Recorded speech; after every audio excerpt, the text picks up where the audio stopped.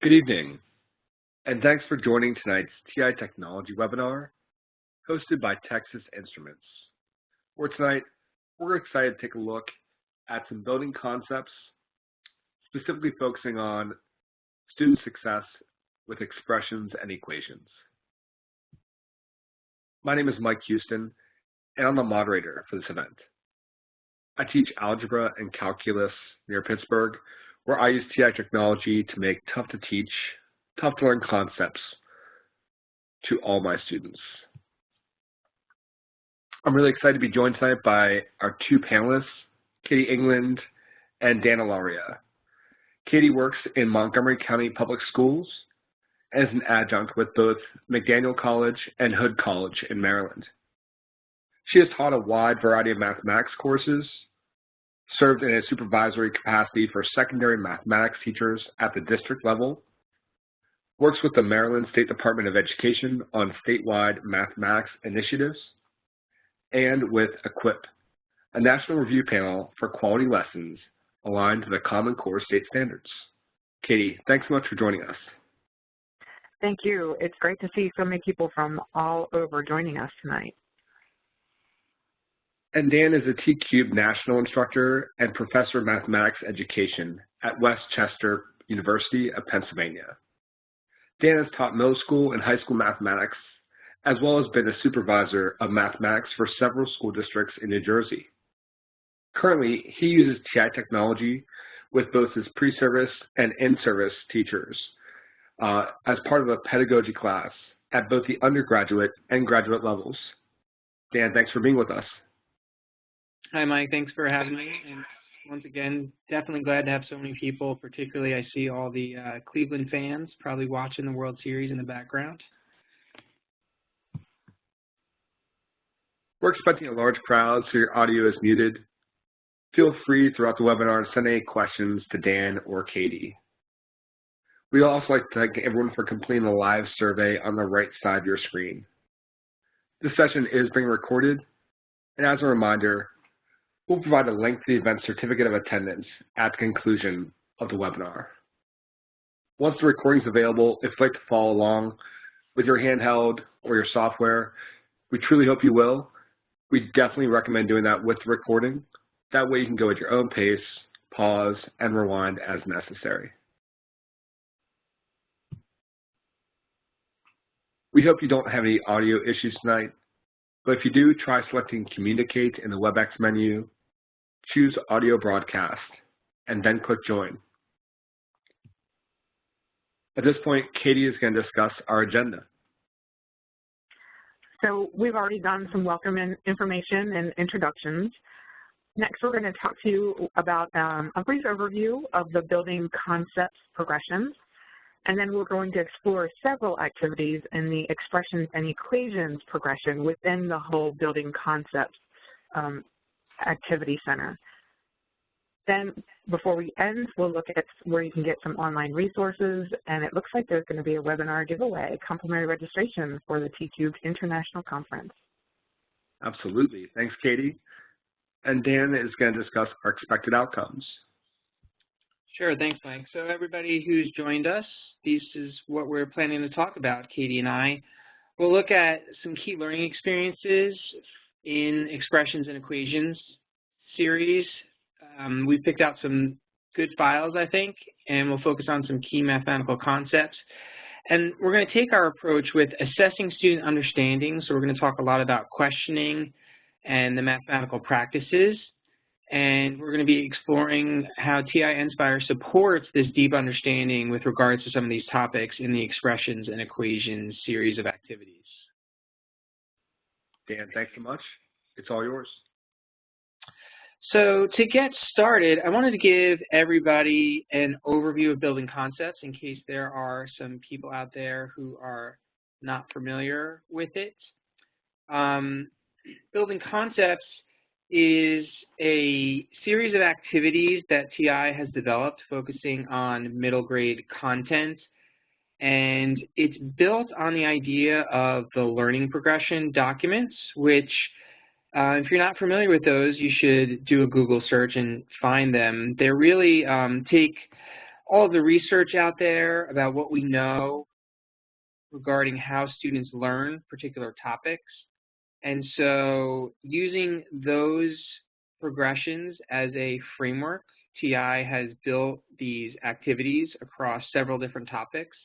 There's building concepts for fractions, building concepts for stats and probability, one for ratio and proportion, and then the one we're going to look at tonight, equations and expressions. And the big idea here with building concepts is really what it says, building concepts. We want to build a deep understanding of these concepts and key topics in the middle grades curriculum. And the big overarching theme is having this coherent story about mathematics in middle grades. So we all know that middle grades is when most students tend to lose their interest in mathematics. And so our hope is that these building concept activities keep students interested by having this coherent story. And so what you're seeing on the screen in front of you is kind of a picture of all of the different learning outcomes and different topics that students are supposed to experience in middle grades with regards to expressions and equations.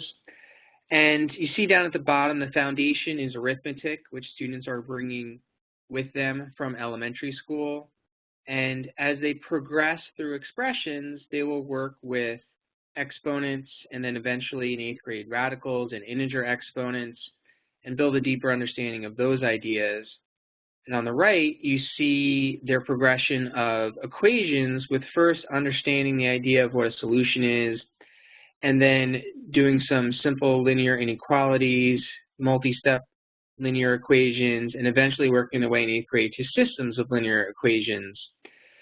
What's in the middle is kind of the common thread between both of these ideas and all of these topics, and that we're going to talk about structure and properties, what equivalence means, how variables are used in both expressions and equations, how those ideas are the same, and how they are different.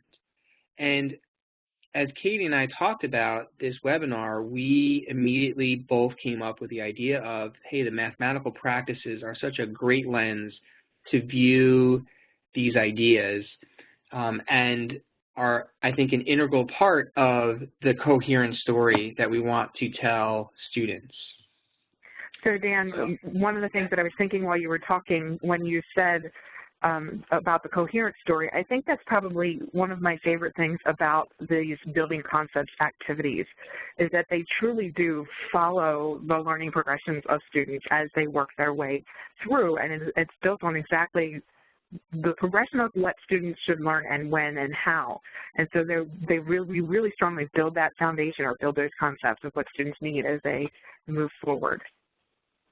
Yep, I agree, and I will probably refer to some of the stuff that I do with my pre-service teachers pretty often tonight because that's my current experience, and I've worked with the fraction building concepts the most with my pre-service teachers, particularly my elementary ones, and their eyes kind of light up as we go through fractions and kind of tell that new story. So I see the impact it has on their learning, which I hope they go out and have an impact on their students' learning.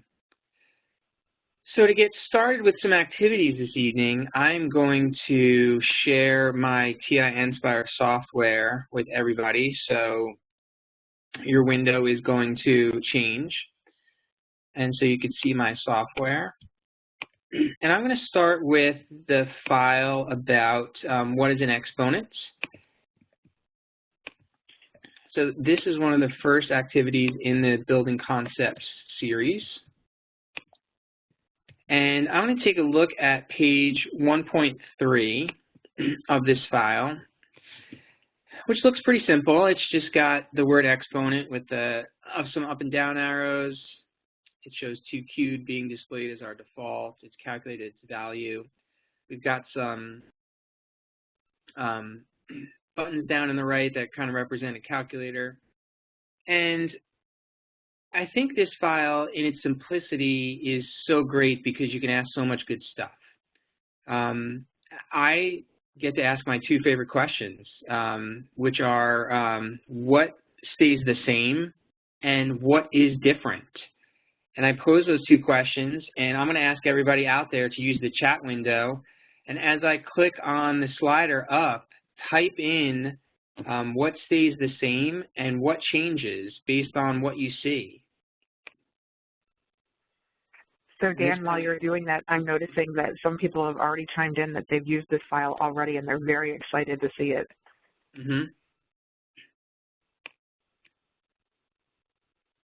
So I'm changing this. I'm keep increasing my exponents.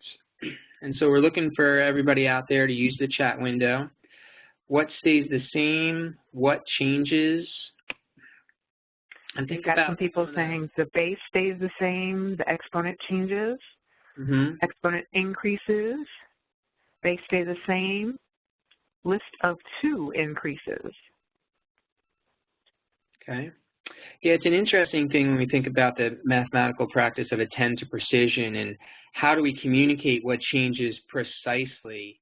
A lot of my pre-service teachers says, oh, you just add another 2. And I go, do you mean add like addition? Or do you mean add like we've added another multiple of 2? Like what are you talking about? Because that sort of language could be confusing for students. And so let's see, I think the largest I can go is 12. And so good, lots of good responses from people about the base changing, staying the same, which is a great thing. What do we mean by the base, right? We get to kind of define some good terms. We see the exponent changing, so clearly the fact that the word exponent in blue and the number is in blue means that those 2 are the same. But what is this other 2 that we're talking about? That's the base. We get to introduce some key vocabulary here.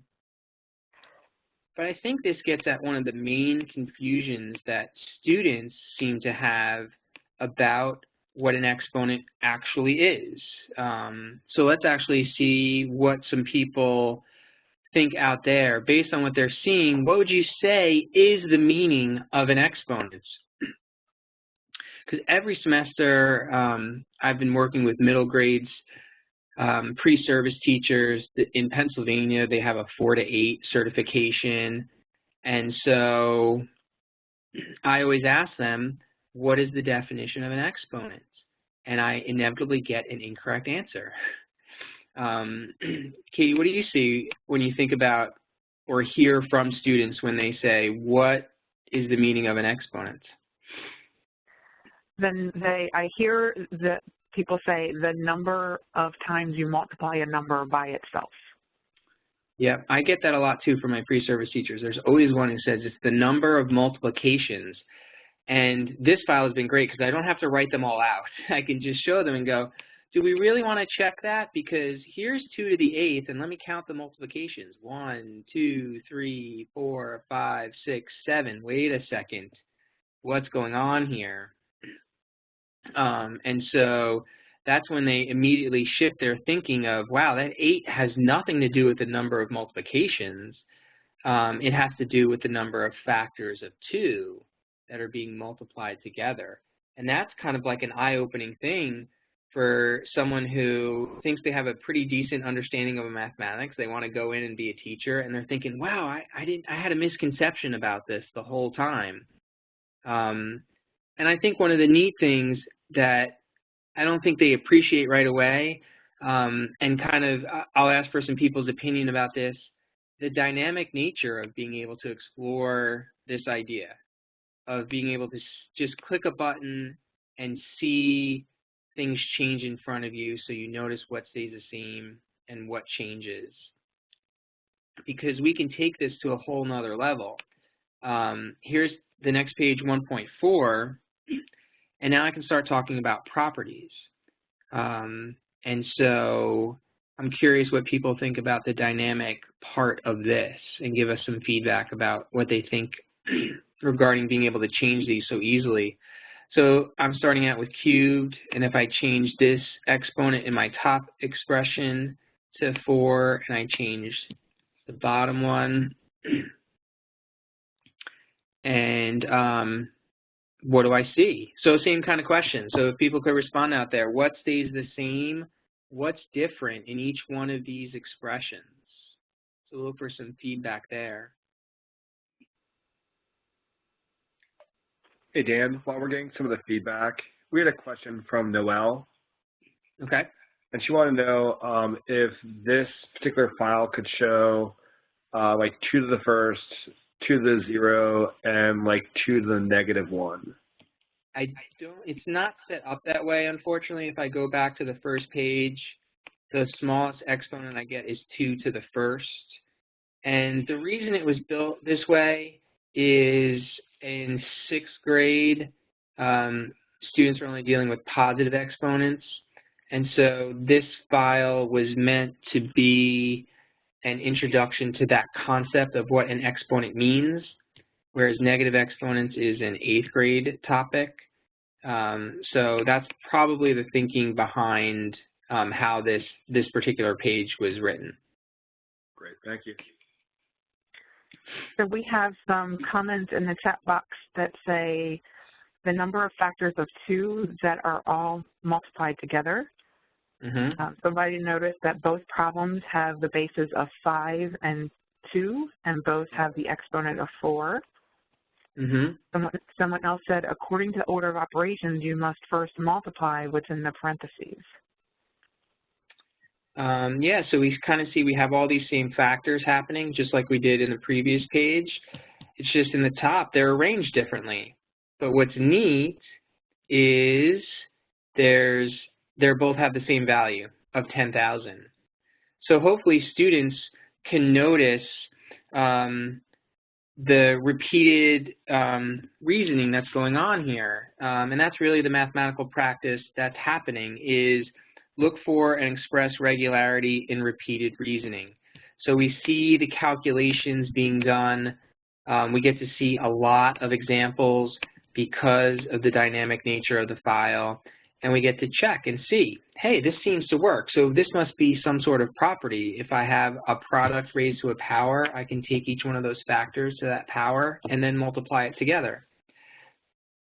So the next question is... I'm sorry, some people are also starting to notice, I think this is great, some people are also starting to notice the ability to go back and look at other properties like commutative property, associative property, and so forth.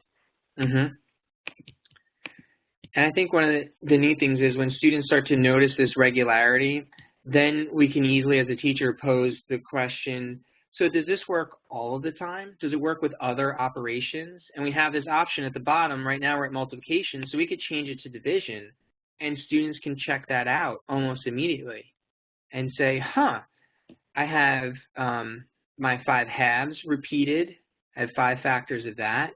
And then I have 5 factors of 5 divided by 5 factors of 2. It gives me the same value. What happens if I change my exponent? I keep increasing it to 6. I increase it to 7. It turns out that it continues to be equal. So it seems to work with multiplication and division. Let's keep exploring. What about addition? Oh no, this is something different. And I think this brings up some of the things that some people in the chat window were mentioning about commutative property, associative property, right? We have this idea as working with multiplication and division, but it seems to fail when we put addition in there. This kind of, it's almost like distributive property of exponents over multiplication, but there's no distributive property of exponents over addition. Doesn't seem to work. So my guess is, and it's confirmed when I see subtraction, that it's not going to work. So even if I keep changing these down to 5, maybe I want to find like a case where it actually does work. 3, maybe if I go down to 1, is it going to work when I'm down at 1? Oh, good, it does work at 1, but that's the only time, right? And so I think one of the great things about this file is kind of the open-ended nature to let students look for that regularity and seeing all these calculations over and over again. And if you notice when I hover over these numbers, I can edit them. So if I wanted to change my problem to different numbers to have students try different things, I can do that throughout the file as well. So I see lots of people giving some great ideas in the chat window about how to deal with this. So I definitely encourage you to go get it from the website, which we'll talk about at the end, and explore with it. But I think the key takeaway from this sort of file is that if we use the mathematical practices in our approach, we really get a deep understanding of what an exponent means. Instead of trying to define what an exponent is for students, which I've found textbooks do a pretty poor job at. Particularly, someone mentioned negative exponents. I don't know, Katie, if you have an excellent example of a definition from a textbook. No, I don't know that I have many excellent examples of from a textbook on many things, which is why it's so nice to build understanding using and immersing the students in the interactivity of this type of software and to help them build that understanding for themselves. I just wanted to mention that Bruce had a really great idea in the chat that file before where you were with addition and subtraction, that it has some great extensions when you're talking about some of the high school courses, and he talked about building up to modifying it and using it for the binomial squared. So thinking about how some of these files can be repurposed and reused and making the connections to what students already know about exponents with numbers and building that up to abstract thinking when you move further into algebra. Yep, that's a great point. And I think just like you said, that the way this file can help students understand this concept is so easy. And like I said at the beginning, I see it in my pre-service teachers' eyes when they look at this and realize that their understanding was incorrect. And why would it be so incorrect? It seems so obvious just from looking at it for 10 seconds, 15 seconds, and kind of thinking. Now, our younger students may take a little bit longer as they get used to engaging in those mathematical practices in our classroom. But I think the opportunity is there if we seize those mathematical practices and get to use this dynamic file. And I noticed someone just asked about being replaced with variables. And so I've deleted that, and I'm typing every single letter over my keyboard, and that doesn't seem to be the case. So sorry about that. I think in the always words of TI, right? Would you like it to do that eventually? These are programmed files. There's a lot of great programming that goes on behind the scenes, and so that's part of it. The other idea here is we're focusing on kind of what 6th grade students are expected to know and to learn. The second file I want to look at is this file called What is an Equation? So I'm going to jump over to this one. And I'm actually going to go, so this is probably one I think has been around for a while in various forms. This may seem familiar to some people. I'm going to go to the very last page of it because I like this number line up here that has both positives and negative values. And I'm going to just start and kind of get some feedback from people looking at this page. Maybe many people out there have used it. What are some questions you could ask students to assess their understanding of expressions? Because right now we're looking at expressions. I can grab this point on the number line. I can move it. I can see the value of my expression as different values are substituted in for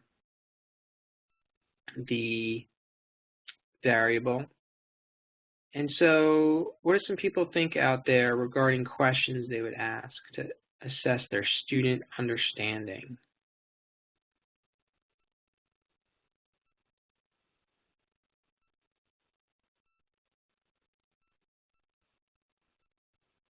Some of the earlier pages, the number lines are different.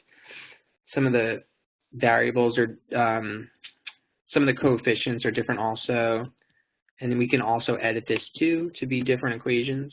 I'm sorry, different expressions. Wow, I got a tensor precision myself there. Okay. So we have someone chatted in as an assessment question. They said, if x is equal to 10, what is the value of the expression? Okay. Yep. Someone else said, pick a value off of the number line.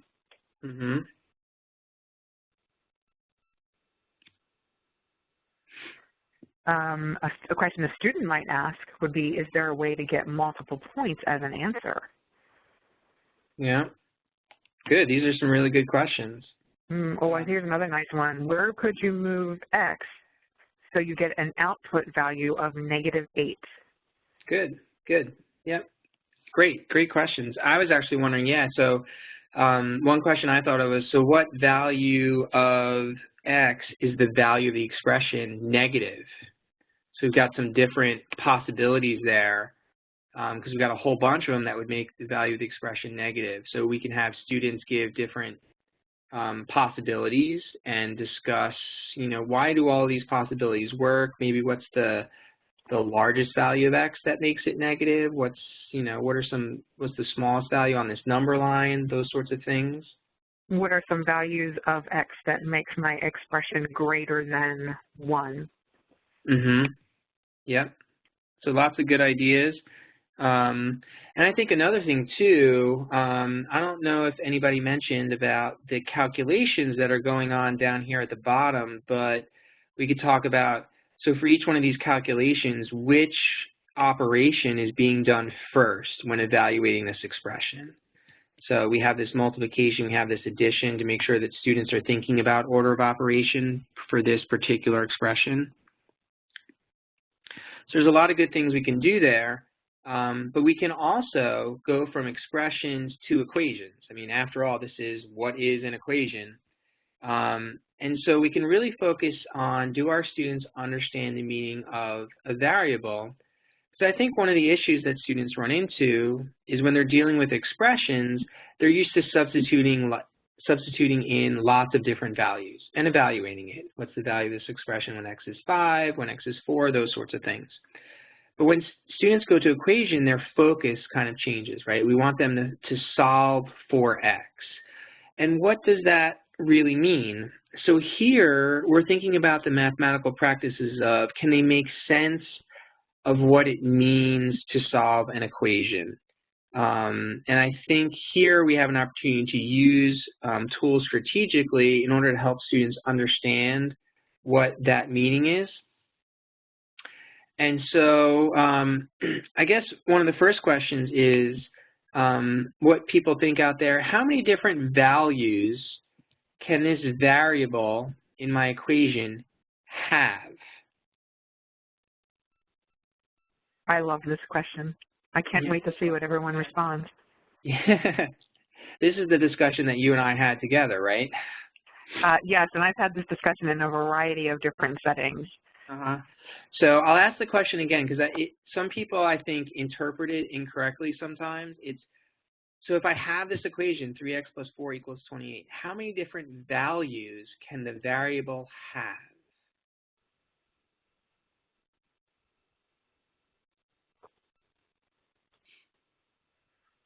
One, infinite, 1.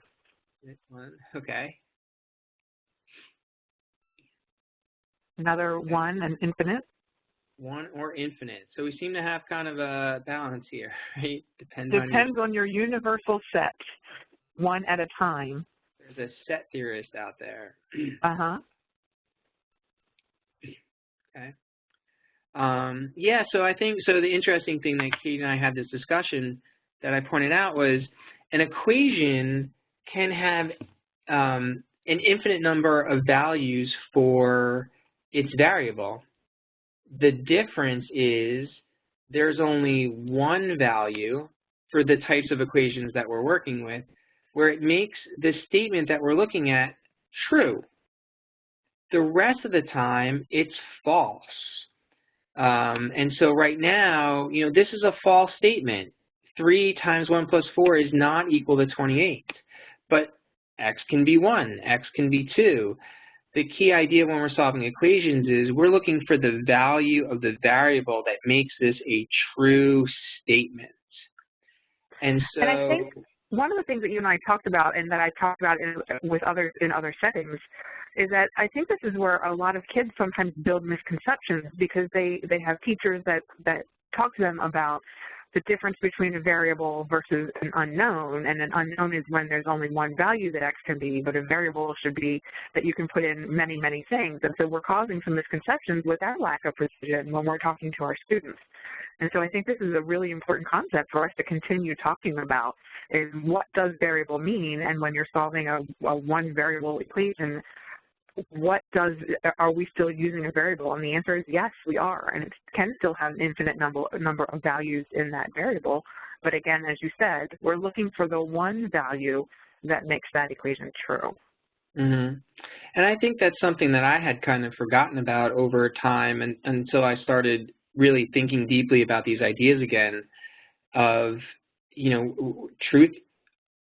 truth values of an equation, right? We're looking for when we have the right value, this becomes a true statement, and all the other times it's false, and that's really what we're looking for. And so that it really does make I think a deeper understanding, so that when we talk about solving an equation, we really mean finding the value of the variable that makes the equation a true statement. That's why we do all that manipulation or some other approaches that we think about, which I think you're going to talk about next, is how do we use the mathematical practices to engage students in thinking about solutions of equations. Absolutely, and as we're changing screens here, I just wanted to share that I really like the access to standards for mathematical practice in that particular activity, in that we're making sense of the problem and trying to make sure we understand what equations are, but then we're also using our tools strategically, in that we're using the number line as a tool to help us make sense of the problem. So many, many rich opportunities to engage students in the standards for mathematical practice. So before I share, I'm sorry, go ahead. No, I was going to say I agree, and I'll bring up the dynamic nature again. I think it really does make a big difference for allowing students to look at these ideas from that perspective. So before I share my screen and my TI Nspire software, I wanted to ask a question to everyone in the chat. If they could tell me whether or not they believe there is an algorithm for solving an equation. So I'm looking for a yes or no answer. Is there an algorithm for solving an equation?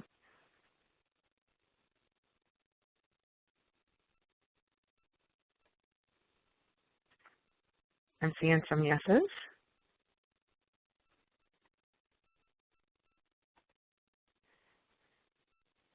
Any equations and people are questioning. So we're having a lot of people are saying yes, that there is an algorithm.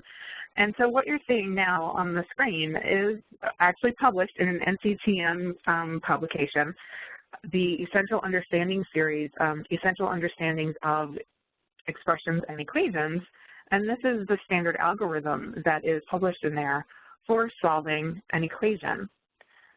But I wonder if there are equations in which this particular flow of steps are not required, or maybe you would start at step 2. Could you think about what type of equation would start at step 2?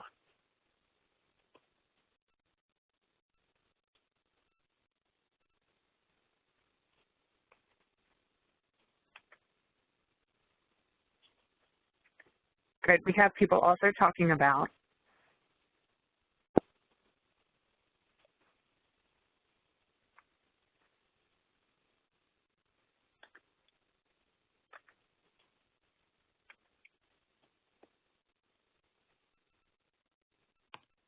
sorry, my fingers are going all over the place. People also talking about there we go. We have people also talking about being able to undo. So here we are. This file is using structure to solve equations. And what we're looking at here in this is actually not using an algorithm and working to make sense of the problem. So this is actually built around the common idea of students making sense and being able to cover up pieces of our problem, of our equation. So what I can do is by clicking on this expressions button, I can highlight different parts of the expression on the left-hand side and decide to cover up a certain part.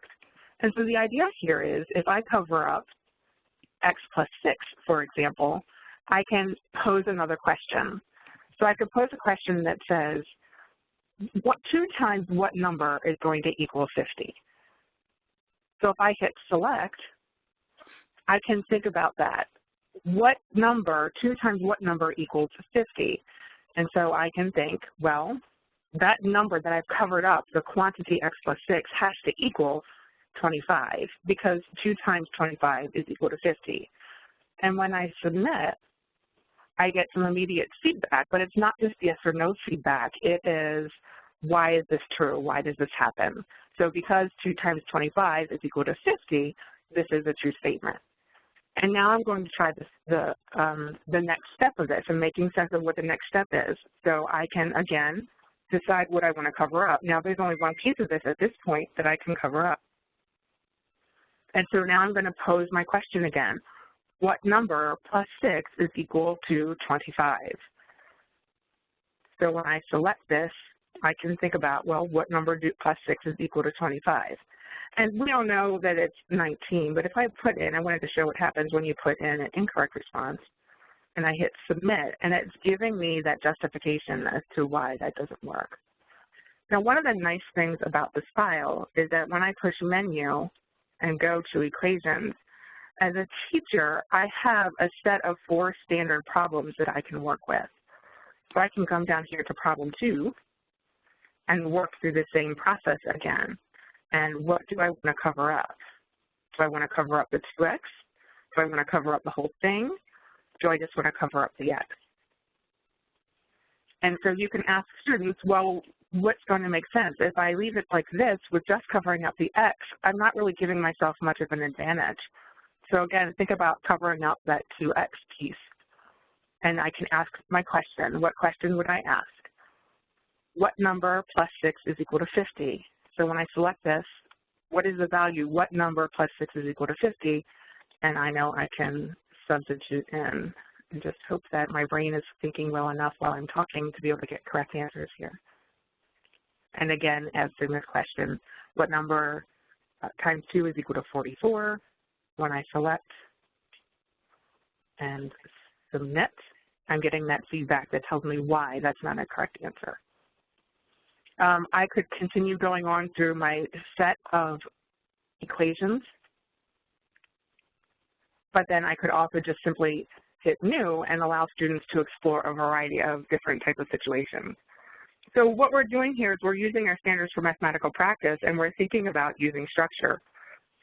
So the ability for students to see the structure and see how this equation is working so that they're able to understand what's going on, and the idea of a solution preserving moves, of understanding what's going on altogether. We're focusing on not so much of what you do to one side, you must do to the other, which is another one of those algorithms or sayings that we say to our students all the time, but that's not always true. For instance, if you needed to use a distributive property, you're not necessarily multiplying both. You're not using the distributive property on both sides. So when we say to students, what you do to one side, you must do to the other, that's not necessarily true. And again, we're building misconceptions. So if we're using our standards for mathematical practice and working to build student understanding, and then seeing that structure, we're really building their ability to work and move forward. Yeah, and Katie, let me add on to something that somebody just typed in the chat about the fundamental basic skills. If you select 4x as something that we're going to cover up, I think one of the reasons why, and somebody had mentioned this about, kids actually get it when they use this method, is because they're using their arithmetic skills, they're using their knowledge of facts, whether it be addition facts, subtraction facts, etc., to say, so what minus 5 equals 11? I can figure that out. That seems a lot easier than what you're asking me to do. And so I think building up from that arithmetic, which we showed in the progression, of what students understand to this abstract thinking is really a powerful way of helping students understand what we're trying to ask them to do. Absolutely. There are more equations on this next page. So what do you notice when we move from page 1.3 to 1.5? We're getting a bit more complex in our equations. And so you could start asking students to think about, well, making sense of the problem and persevering as they solve through it, as they solve. What would you cover up in order to solve this problem? If I just cover up this x minus 5, is that going to help me with my next move, with how do I go there? What do you all think? Is this a good piece to cover up? That's a good question, because now it becomes really students thinking about looking for and making use of structure in the equations that they're working with. And a lot of people are saying no. Right, because this is what we did essentially on page 1.3 is we covered up, a quantity of x minus something or x plus something. I see that somebody now wants me to also cover up the 3, because or the negative 3, excuse me. If I leave it just the way it is shown on the screen now, there's too many arithmetic things that are happening, and the problem is still too complex. So yes, if I do cover up the negative 3 as well, it becomes much easier to think about the structure of what's going on. Let's move that 28 out of the way so we can start to work our way down into what is the value of x that makes this true. And someone asked if you're guiding your students to cover up part of the equation, including the variable, every time. And so my instinct is to toss that back out to those on the chat, but I would say no, absolutely not, because part of what I want my students to know is to understand what it is that they need to cover up and when, and I want them to learn that process of making sense of what's going on in these equations, because if I'm guiding them, then they're not really making sense of what's going on. Yes, absolutely. Start by working them through what you're going to cover up so they understand what it is that they're doing. But I would get away from me telling them what to do as quickly as I possibly can, working on that perseverance and them being able to make sense of the problem. Mm-hmm. And there's a follow-up questions. Can you show a situation where you would not include the variable? And my kind of gut reaction is that you would always include the variable. I think it's just what else do you include with the variable, right? Yeah, absolutely. Because remember, our whole goal here is to try to determine what is the value of the variable that makes this true. And so if we're not covering up the variable, then that variable is still playing a role in the rest of the arithmetic that we're trying to do. And here we're working on those solution-preserving moves. So we want them to understand that in order to preserve my solution, I need to work with that 28 and figure out what plus 28 equals negative 11 so that I'm not changing the solution to this equation. Yeah, and someone had mentioned before about, so what kind of work do you show? And I've had students who work with this replace what they cover with like a box, so that it ends up being kind of like they're recording their thinking by saying the box plus 28 is equal to negative 11. So the box is equal to negative 39 in this case, right? And then I have them replace what they kind of hid underneath so that they get their new equation that has the same solution as their original equation. Absolutely, and I've even seen teachers do this with Post-it notes on the board, and that might be a good place to start so that they understand what they're doing.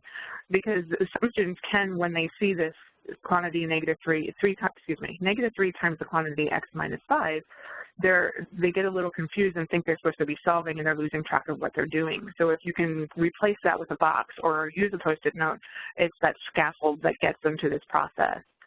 I'm not sure if everybody saw before, but we do have the ability to delete if we started typing something that we didn't want to, and then I undid before because I wasn't happy with where I was going. So we have lots of things that we can do. We can reset, as you can with most things. As with the other page, we have a set of 3 problems that we can start out with. but then we also have the ability to just randomly move our way through different problems as they come up.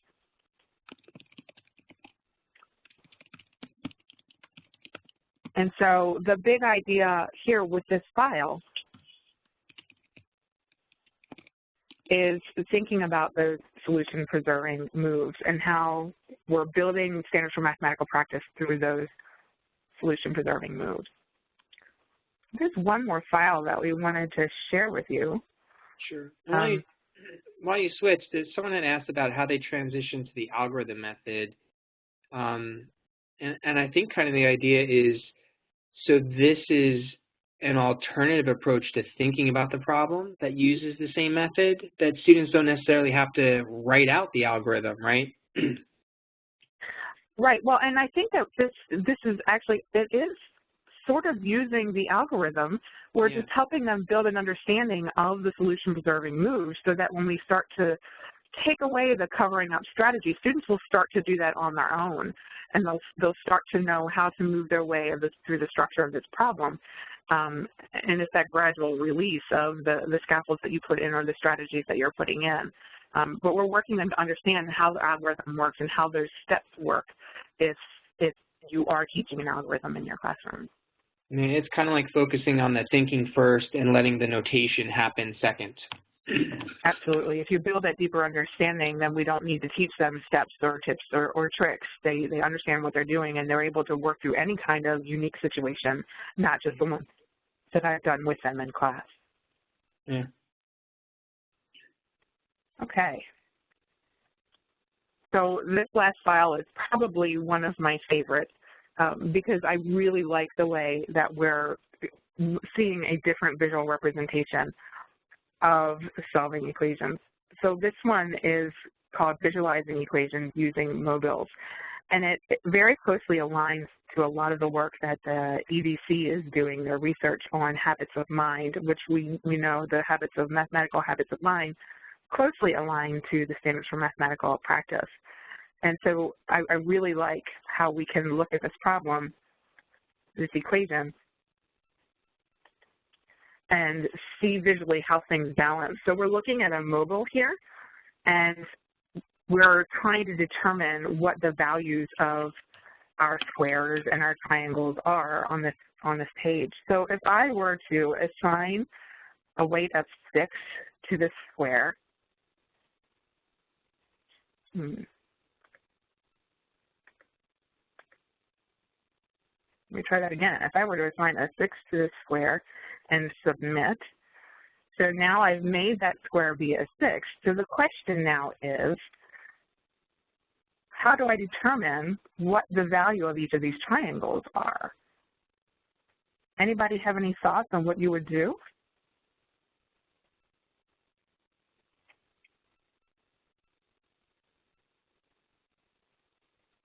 What do we do in order to determine what the value of each of the triangles are? Can I see anybody in the chat that has any ideas? Take 2 triangles away. So if I take 2 triangles away here, what happens? I took 2 triangles away. Is that what you meant? Is that a garbage can? Yes, that's a garbage can. I like that people are starting to see what the equation is that we're trying to solve. So what did I do wrong here? Someone told me to take 2 triangles away, but I took them both from the same side.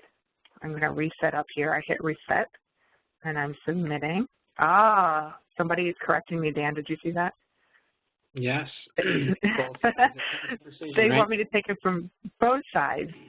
So we're using a little bit of that structure again. I'm going to take away a triangle from that side, and in order to keep this solution preserved, I need to keep the mobile balanced. So I removed a triangle from the other side as well. And as soon as I did that, my mobile balanced again. But I think the person that made that suggestion wanted me to also remove a second one from both sides. And so now that I've done this, I'm left with, well, I know that these 2 squares is the same weight or the same value as these 3 triangles. And so since I know that a square is 6, then the total side over here, the weight is equal to 12. So the sum of these 3 triangles has to also equal 12. So I can guess, or I can deduce, that I'm looking at for the value to make sure that I'm balanced. And I like the idea that some people were sharing out there about using the word triangles as your variable, rather than jumping right into the pure algebraic notation, because this way students get a chance to kind of abstract, which I think is what everybody is kind of, which everybody would agree we're kind of pushing for with students, but they get to make some sense and understanding out of what they're working with. Absolutely, and they're giving us a chance to use structure as well. We're just using structure in a different way in this file than we were in the previous file. We're using that structure, the fact that, hey, these two blue squares have to be the same weight as these three, because I see the structure that I have these two same triangles on both sides. So I can sort of neglect them in terms of what the weight is. So there's lots of different questions in the teacher notes for this file. I'm a big fan of the teacher notes because they give me really good ideas for what kinds of good questions to ask so that I'm sure that my students are engaging in the standards for mathematical practice. But they're also giving me really great ideas for how to assess students. So some of the other questions obviously are telling me to think about what else I could label. So they say, well, what if you want to define the triangle as 30? And now work my way through to see if I can determine what the value of each square is. And so because I haven't changed the setup, I'm still doing similar moves in terms of preserving my solution or preserving my balance. But now I'm reasoning about quantities in a different way because now my triangles are what I know the value of, and I'm thinking differently about how my quantities work out.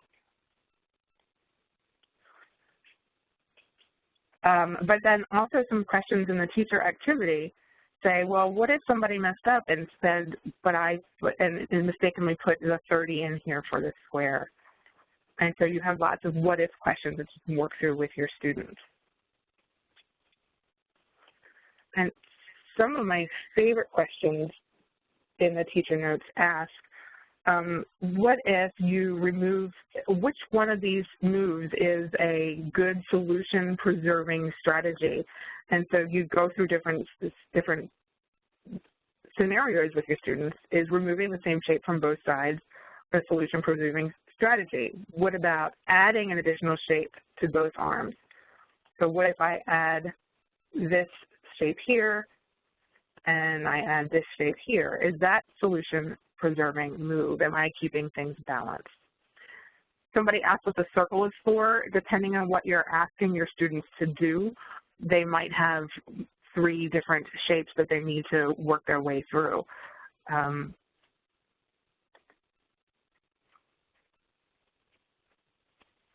There's also, There's also some of the questions that we asked them to do is, okay, well, what is the equation that is represented in this mobile right here? So we're both going, I'm sorry, I'm laughing at one of the chats, knowns on one side, unknowns on the other side. So asking your students to write the equation that's represented by this modal, so working both ways. Dan, have you ever used mobiles like this with any of your teachers or young students that you've ever worked with? No, I haven't gotten to this yet. I think they're so blown away with the structure and the cover-up method that we haven't gotten to the balancing part. But I was thinking about the language you were using with the solution-preserving moves, and I've tried to adopt that myself and get away from the isolate the variable and what you do to one side, you do to the other sort of thing. And I think I'm just starting to become comfortable with it. I don't know about my students. What's kind of your thoughts on using that language? That language is fairly new to me as well. I find myself saying things that I know are causing misconceptions in my students, like whatever you do to one side, you do to the other, and I'm trying to break myself of that habit. And I've actually asked my kids, you know, when I say that, that's not what I should be saying. I should be saying solution-preserving moves. And so I've got my students in Algebra 1 in 9th grade are now calling me out when I'm saying things incorrectly. And I think that really works to help them think about the precision of what it is that they're saying as well. Mm-hmm. I flipped over to this last page just to show you that students have the ability to build their own mobiles as well. So they can drag over these pieces and create their own situations. And as we know, when students are creating their own situations, they're having to think very differently about what they already know and what questions they're posing to other students. So lots of room for a variety of different tasks, and as such, you can probably imagine that the teacher notes for this are quite robust. There are many things to think about in this. So, Dan, it looks like we're about close to time to needing to wrap up. Are there any questions that you saw in the chat or any comments that we didn't get to? Not that I saw recently, particularly about the mobiles.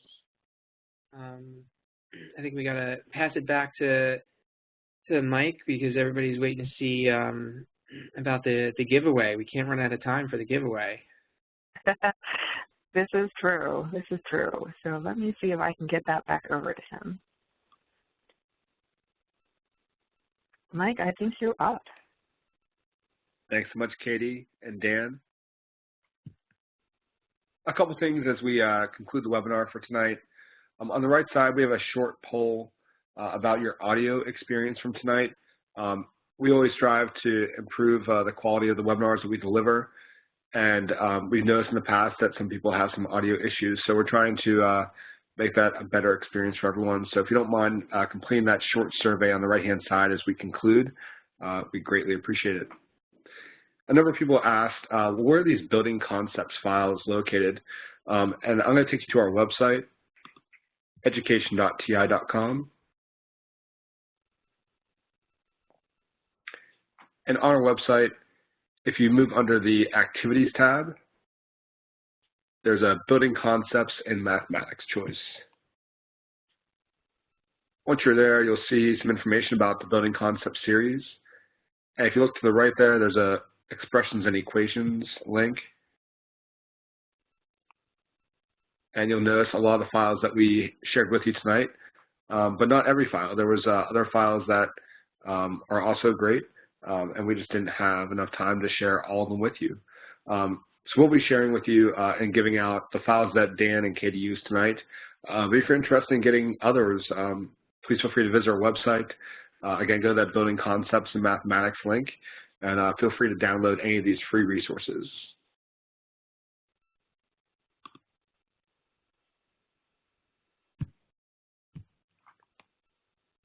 When you leave the webinar, a brief survey will automatically appear in your browser. I promise it'll be the last poll or survey that you receive tonight.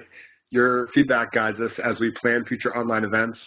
As Dan said earlier, TI is always listening, and we do care about your thoughts, and we really hope you share those thoughts in the post-webinar survey. We are excited to have the International Conference, the T-Cubed International Conference in Chicago this year, March 10th to the 12th. I'm pretty sure that both Dan and Katie will be there. There's a good chance both of them might even be presenting.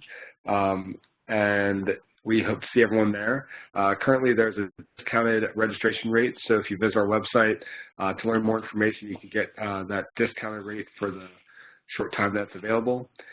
We also wanted to give away to one lucky winner a T-Cubed International Conference registration. And tonight's lucky winner is Mary Casaro. So Mary, congratulations. We'll be in touch over email over the next couple of days. But again, we hope to see Mary there as well as everyone else. Many of you are really boisterous in the chat window tonight, and that was great. Please feel free to continue those conversations on any of the major social media outlets. To receive a certificate of attendance, go ahead and click the link that I just put in the chat window. Also listed is a link for the documents as promised that were used tonight by Dan and Katie. And if either of those two links aren't working for you tonight, have no fear. In a couple days, you'll automatically receive a follow-up email. And in that follow-up email will be a link to the recording, a link to the certificate, as well as a link to the documents. And if you're listening to this on demand, please feel free to copy that link down to your favorite browser to receive your certificate. If you're in need of some post-webinar follow-up, please feel feel free to give us a call at 1-800-TI-CARES or send us an email at ti-cares@ti.com. We'd love to hear from you. Thanks so much, Dan and Katie, for everything you shared tonight. You, as always, make me think about, again, the way I teach. Katie, a lot of things that you said tonight specifically resonated with me. I teach a lot of Algebra 1 students and Algebra 2 students, and I use, unfortunately, some of that language that I can now agree probably isn't the best. So thanks so much for sharing your thoughts and your comments with everyone tonight. I know I appreciate it. Thank you, Mike. It's been a great night. No doubt. And we hope to see everyone back online next week. Have a great night, everyone. Good night, everybody. Good night, everybody.